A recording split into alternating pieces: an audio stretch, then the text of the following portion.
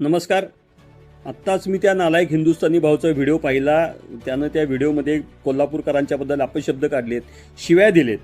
मला या व्हिडिओच्या माध्यमातून एक सांगायचं आहे की हा नालायक हिंदुस्थानी भाऊ जे कोल्हापूरकरांच्याबद्दल बोलला, त्याला बहुतेक कोल्हापूरची खासियत माहिती नसेल. कोल्हापूरकरांनी जर का एखाद्यावर प्रेम केलं तर त्याला नक्कीच डोक्यावर घेतात आणि जर का मस्ती केली तर त्याला पायतान हे नक्की दाखवतात. त्यामुळं कोल्हापुरात जो सध्या माधुरी हत्तीचा विषय चाललेला आहे तो राजकारणाचा विषय नाही, तो कोल्हापूरकरांच्या अस्मितेचा विषय आहे.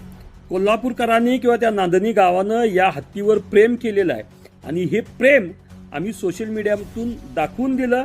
काही लोक रस्त्यावर उतरले, काही लोकांनी सोशल मीडियाच्या द्वारे त्याचा निषेध नोंदवला.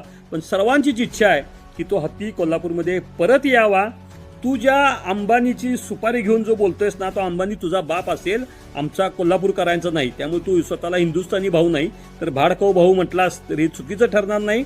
आणि जर का शिव्याच्या बाबतीत बोललास तर आम्ही तुझ्यापेक्षा जास्त शिव्या देऊ शकतो. आम्ही इथनं जर शिव्या द्यायला लागलो तर तुझ्या घरातल्यांना तिथं उचक्या लागतील, एवढं लक्षात ठेव. पण आमच्यावर ते संस्कार नाहीत. आणि याचं उदाहरण जर का बघायचं असेल, तू स्वतःचा जो व्हिडिओ टाकलायस त्याचा कॉमेंट बॉक्स ओपन कर, मग तुला कोल्हापूरकर हिसका का असताय ते दाखवता येईल.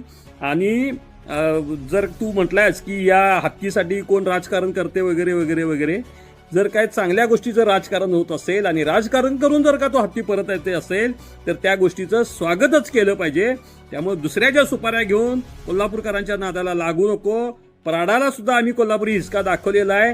तुला जर बघायचं असेल तर कोल्हापुरी पायतान घेऊन तुझ्या स्वागताला आम्ही तयार आहे. तुझे सोशल मीडियावर बोललायस ते कोल्हापुरात येऊन बोलून दाखव, एका बापाची औलाद असलास तर.